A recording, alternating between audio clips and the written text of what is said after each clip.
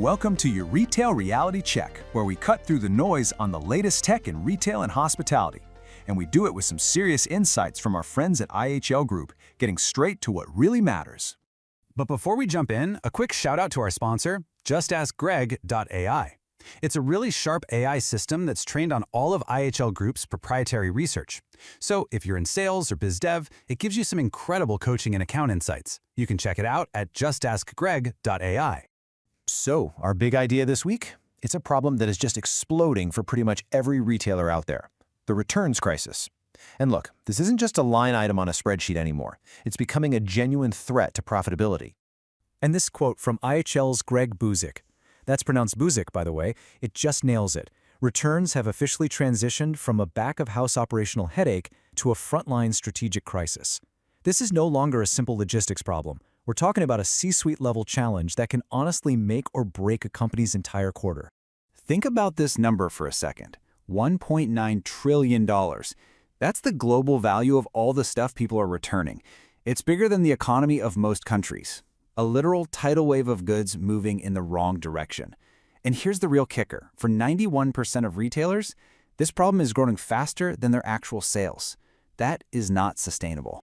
So what are retailers doing about it? Well, the most popular strategy seems to be this race to make returns as convenient as humanly possible. But as you'll see, making it easy for the customer is only half the story. It creates a much bigger, more complex puzzle for the retailer. A perfect example of this is Save Mart. They're rolling out Amazon return kiosks across their whole chain. And the idea is pretty simple, right? You let customers drop off their Amazon returns, no box, no label needed, while they're already there doing their grocery shopping. It's a classic move to drive more foot traffic and become that convenient one-stop shop. But here's where it gets complicated. On one hand, you've got the promise of this amazing, frictionless experience for you, the customer. On the other, you have the reality for the retailer. IHL data shows this widening execution gap. So while that return is super easy for you, 70% of retailers are struggling with inventory accuracy every single week. That shirt you returned might not get back into sellable stock for days, maybe even weeks. And you see this convenience play everywhere. DoorDash will now come to your house and pick up packages for UPS, FedEx, or USPS. Gap is partnering with UPS so you can return stuff from any of their brands without a box. And look, these are all great for us as consumers, but they just make the retailer's core problem, knowing what they have and where it is, so much worse. But here's the thing, convenience isn't the only option. The really smart retailers are starting to ask a totally different set of questions. Things like, how do we turn this massive liability into an actual strategic advantage? How do we get smarter about returns, not just faster? And that brings us to Walmart. They're piloting this absolutely fascinating concept they call return to add. So instead of treating the return as the sad end of a transaction, they're actually using it as the beginning of a new one. It's a really brilliant shift in mindset. So how does it work? Well, it's a four-step dance. First, you start your return online. Second, Walmart's AI instantly gets to work, analyzing your purchase history and what you're returning. Third, it serves you a personalized ad or maybe a coupon for a replacement or a related item. And just like that, step 4, what started as a negative experience is flipped into a positive, targeted sales opportunity. Now that is intelligent commerce in action.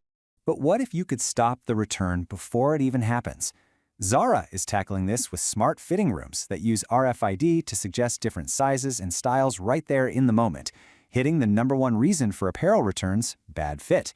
Then you have a company like Decathlon using RFID tags on every item, not just for inventory, but to make returns totally seamless. The customer doesn't even need a receipt, and verification is instant for the staff. Okay, so while getting returns right is absolutely critical, it's really part of a much bigger technology story. So let's zoom out for a minute and do a rapid-fire look at some of the other key innovations that are reshaping retail right now. First up, Pandora. They are betting big on AI agents for both efficiency and emotion. They've got Clara, who handles about 60% of service questions, freeing up the human team. But the real moonshot here is Gemma, an AI they're designing to try and replicate that emotional connection of in-store selling, which is kind of the holy grail for online luxury. Hopping over to the UK, electronics retailer Currys is installing thousands of new Stripe terminals. Now, this isn't just about a faster checkout. It's about building a flexible foundation for whatever comes next, like layering in payment tools that work perfectly with AI-assisted shopping. And I love this one. Tractor Supply is proving that innovation isn't just for those born on the internet brands. They are building an incredible tech culture, empowering their teams to build their own custom GPTs that have already slashed their cloud costs by 20%. They see AI as a wellness investment in their future.